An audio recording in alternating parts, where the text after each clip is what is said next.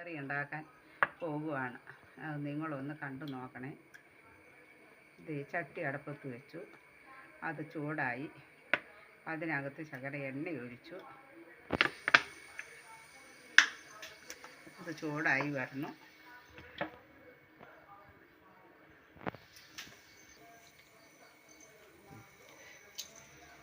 അതിനകത്തേക്ക് കടുക് ഇടണം.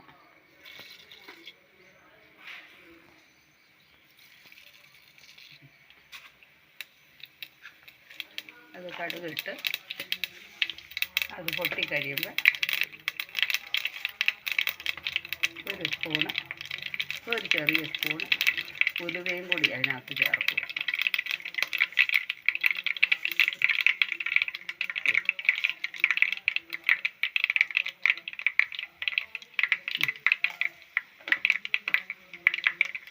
പോകരുത്.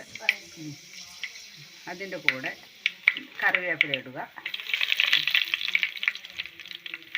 കറിവേപ്പില ഇട്ട് അത് പതുക്കെ ഒന്ന് മൂത്ത് കഴിയുമ്പോൾ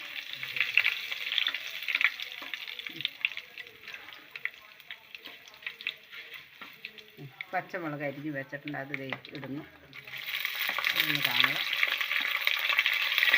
അത് പതുക്കെ ഒന്ന് ചൂടായി കഴിയുമ്പോൾ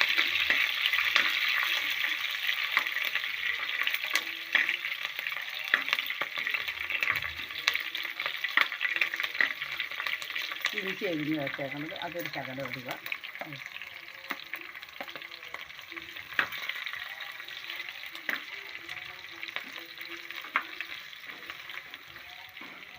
ഒരു ശകലം വെളുത്തുള്ളി ഇതിൻ്റെ കൂടെ ചേർക്കുക.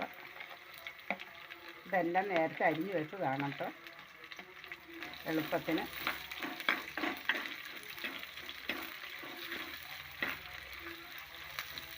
അതിൻ്റെ കൂടെ വെളുത്തുള്ളി പൊടിച്ചതും കൊണ്ട് ഇതേ ചേർക്കും.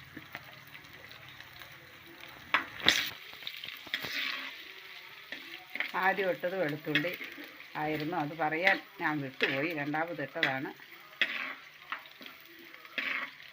ചുവന്നുള്ളി. അതൊന്ന് പതുക്കെ വഴറ്റി പതുക്കെ ഒന്ന് ചുവന്ന് വരുമ്പോൾ ആയിക്കൊണ്ടിരിക്കണം. വഴന്ന് വന്നിട്ടുണ്ട്. ഇത് ചൂടായി വഴന്ന് വന്നു. ചട്ടിയും ചൂടായി.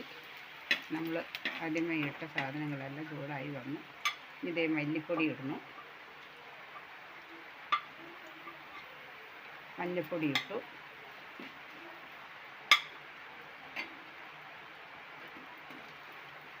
മുളക് പൊടി ഇട്ടു. കളർ കിട്ടാനായിട്ട് ശകലം കാശ്മീരി ഇട്ടു. അത് പതുക്കെ ചൂടായി വരുമ്പോൾ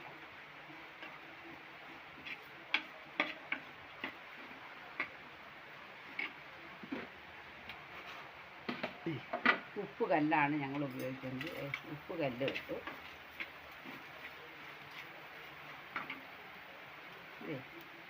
കുടംപുളി ഇട്ടു.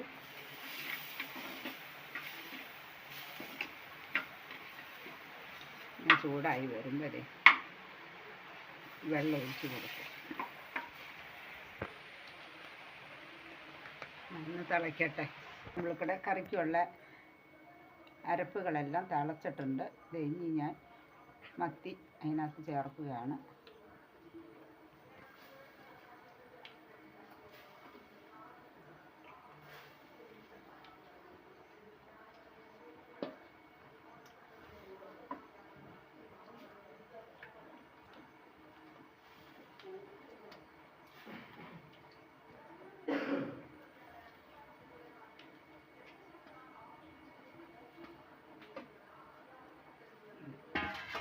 ചേർത്ത് പതുക്കെ ഒന്ന് ഒതുക്കി വെച്ചു.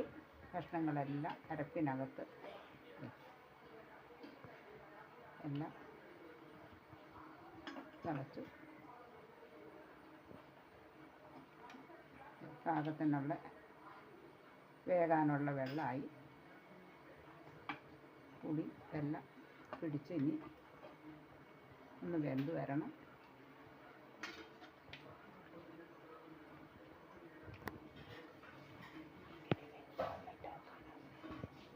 ഇനി ഒന്ന് തിളച്ച് ഒന്ന് 10 മിനിറ്റ് നേരം തിളയ്ക്കട്ടെ. എന്നിട്ട് നമുക്കിനി കാണാം.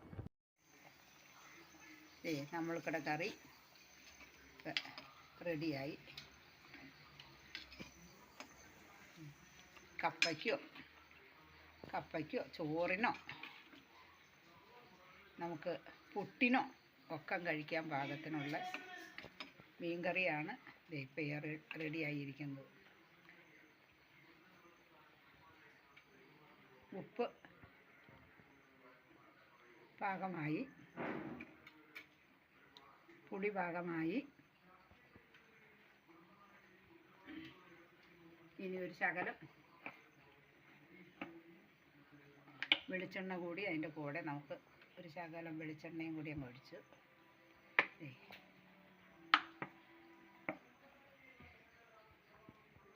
മത്തിക്കറി റെഡിയായി.